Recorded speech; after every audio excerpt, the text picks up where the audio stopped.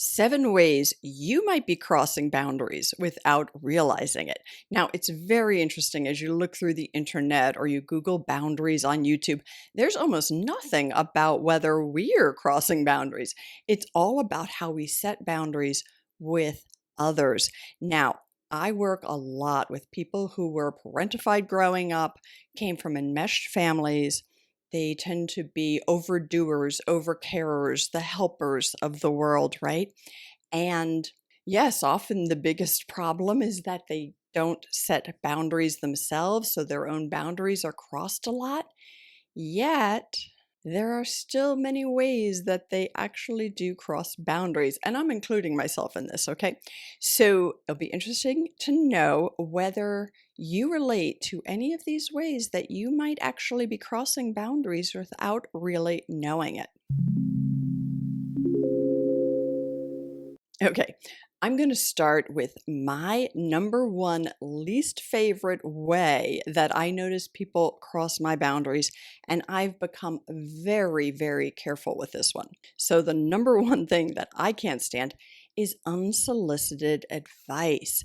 Now, again, for those of us who grew up parentified, we may have been relied on to take responsibilities beyond the normal thing for a child, and we may have taken that role in so many areas of our life that we're not even aware of how often we are giving people advice. And this could be giving people advice in your own family, people close to you, your friends, but it also could be a stranger in a store or someone you run into in the workplace. And again, as I go through some of these boundary crossings, I want to say that often our intentions are good. We want the best for the other person, right?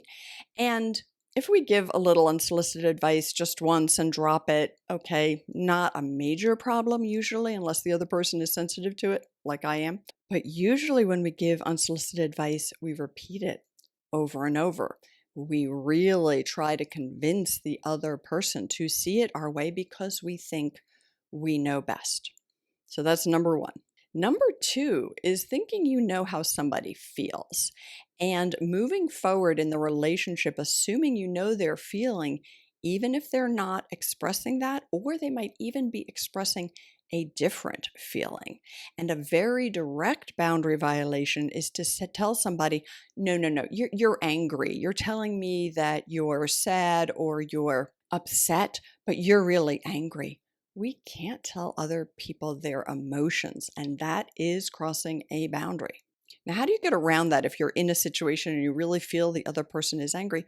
You could say, like, I feel like you're angry. You're saying you're not, and I will believe you, but I feel like you are. And you could explore it with them in an open way. That's communication, right? But saying, no, no, no, you're angry. Or, no, no, no, you're really upset about this, but you're stuffing it. And you should be more open about your feelings, or you should acknowledge your feelings, right? Yeah, those are all boundary crossings. Very familiar to people from enmeshed families. Number three, somewhat related to number two, is telling someone what they should believe. Now, this could be religious, right? It could be you should believe in XYZ religion, or you shouldn't believe in that religion, or you should believe more in this particular scientific method. So, telling somebody what they should believe and then discounting what they're telling you they believe. So, it's the same thing with the feeling, discounting what they're saying about how they feel and discounting what they say they believe in. Those are boundary crossings. And a lot of this we may do without even really fully understanding and acknowledging it, because these kind of boundary crossings are very, very common in our society. Number four, not changing as a relationship changes, right? So there are certain boundaries appropriate if we are parenting young kids that are no longer appropriate when we are parenting teenagers or when we're parenting adults, right? Or as we're a teenager, our relationship with our parents, that changes as we become adults. And then as our parents get older and older, boundaries change as we age, as our roles differ. and not allowing the flexibility. So, yes, sometimes we really have to give young kids a lot of information and guidance. We really do. But if we're still doing that when they're 27 years old, right, it's no longer appropriate. If we want to give our preteen kids sort of advice on nutrition and suggestion and try to impact how they eat, awesome. But if that child is now 30 years old, no, or they have a child, we can't be telling them how they should eat and what they should be feeding their child, right? Unless we're asked. So, while of course this crosses over into unsolicited advice, it's also about acknowledging that relationships change as our role changes, as we age, over time, right? Not accepting the shifting boundaries of a relationship is also, unfortunately, very common. Number 5, this is also a little bit of a pet peeve of mine. If you share something with somebody and you want them to keep it a secret, the appropriate boundary is to ask them before you share it, right? So often people will jump into a whole lot of information, really overshare. And oversharing is also a little bit of a boundary crossing, but people might overshare. And then they might say, oh, but you can never say anybody to anybody about this. And oh, don't tell this person who I'm so upset at. And then after you shared that information, you try to set these boundaries, but the other person didn't agree to them before you shared the information. Right now, obviously, this doesn't apply like if this is your absolute best friend and you guys always keep secrets for each other and all of that. So it's a part of the relationship. But this often happens when that's not the ground rule, right? One family member might confide in another family member about a really big issue happening in the family, and then afterwards say, oh, but you can't tell your husband. Mm, that's a boundary crossing. And again, I'm saying what I would like to really emphasize here is that most of these come from good intention, but they are a confused understanding of boundaries and roles and the parameters of relationships. Number 6, another biggie, commenting on somebody's weight. Unless you have a pre-acknowledged agreement, right? Let's say you and a friend mutually are agreeing to support each other on a weight issue, right? So you've shared something personally, then they share, then they say, hey, you want to work on this together? And you have established a framework for talking about it. Okay. Otherwise, don't comment on people's weight. Now, this one is huge. I can remember a bunch of years ago, and it's like drilled into my mind. A colleague, like another therapist, came into my office, and I hadn't seen her for many years, many, many years. I don't know, 6, 7 years. And she says, oh, you lost weight. And I was like, I don't think so. And she was like, no, no, you've lost weight. So, like, okay, was I fat the last time you saw me? Like, what are you saying here and why? Right? Like, I know she meant to be nice, but it really wasn't. And it's really not her business whether I gained or lost. And it's irrelevant. Why is that the topic of conversation? Right. And then when I pushed back a little bit, like, yeah, I don't really think so, she reinforced it. So again, I know her intention was good, but it's not nice. I also know of a situation where a extended family member said to a young woman in their family, "Oh, you look great. You've put on some weight." Now, that person she spoke to actually was in a process of recovery from anorexia, but hadn't really recovered and still had huge body image issues. And to hear somebody say, oh, you look great, you've put on weight, all she heard was, you've put on weight. And she went into a relapse, like really a major, major upset. And the person who said it had no intention. Yeah, I just think it's a good guideline. Take weight off the table. All right, before I go to the number 7 ways that I see people cross boundaries, I would like to say that I have a quiz on what's your personality type, what's your boundary personality type. The link is below in the notes to this video. and I think you'll enjoy it. And it gives you a different way to think about your relationship with boundaries. It really goes to some of those concepts of negative core belief and kind of what gets in our way of having healthy boundaries.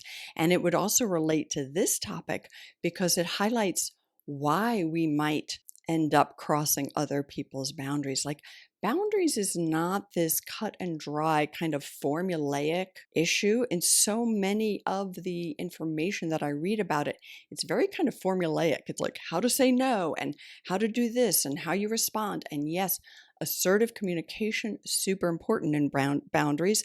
And sometimes we need to say no, sometimes we need to say yes. But boundaries are really about knowing where we end, where somebody else begins, knowing ourselves deeply, knowing what we want and what we need, and then feeling okay going for what we want and need, right?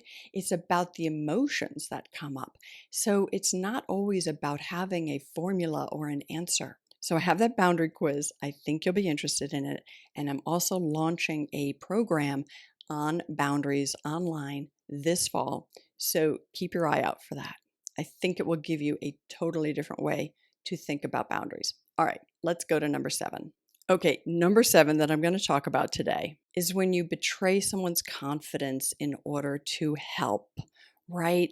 And again, the intention might be good, and there might be circumstances where it is important to do this, right? If somebody is in physical danger, in really, really a difficult situation, maybe it's necessary, but it really has to be thought through because it's still a boundary crossing. Of course, as I say these things, I can think of all the reasons why somebody might do that, and there might be some situations. But for the most part, if you've agreed to keep a confidence, you've agreed to let somebody speak with you openly, and then you use that information to help, it's quite manipulative and it crosses boundaries. All right. So, as I mentioned, these are super common ways that people who are helpful, people who are people pleasers, people who don't tend to think of themselves as boundary crossers often cross boundaries. So, what do you do if this happens? If somebody calls you on it, if somebody says they're upset for one of these issues, I'd suggest listening very openly, non defensively, really trying to understand where the other person is coming from and admitting your mistake, right? Really sort of sincerely saying, wasn't my intention to harm at all. However, really sincerely apologizing without defensiveness. Now, hopefully, if the relationship is good enough, being able to express your good intention, yet admitting that it was misguided, and then agreeing to not cross that boundary again, agreeing to do your best. Or sometimes in situations in particular, I'm thinking of someone I worked with, a mom with young adult kids, where she always went into the advice giving mode and they were pushing back and pushing back. It was so habitual for her, right? But if she could then say to the kids, okay, I want to work on this. Could you give me a signal? Like, let's come up with like a little signal. If you think that I'm crossing the line, give me the signal. Have compassion for me. That changing habits is hard, right? So we can work on these things with people that we have good relationships with. So let me know what you think. Let me know if you relate to any of these or if there are other ways that you're aware that you cross boundaries. And I hope you enjoy that boundary quiz. It's fun. And stay tuned for more information on the boundary program I'll be launching, because I do feel that having healthy boundaries is one of the main pillars of living a joyful life. It's very hard to have a joyful life if we don't have a good sense of boundaries, a good sense of who we are, what we want, all of that stuff, and how to move through the world with healthy boundaries where we respect ourselves and we respect others. And we'll be getting into all sorts of topics in that program. So stay tuned. I hope you're well. And I also will see you here on YouTube next week. All right. Bye bye.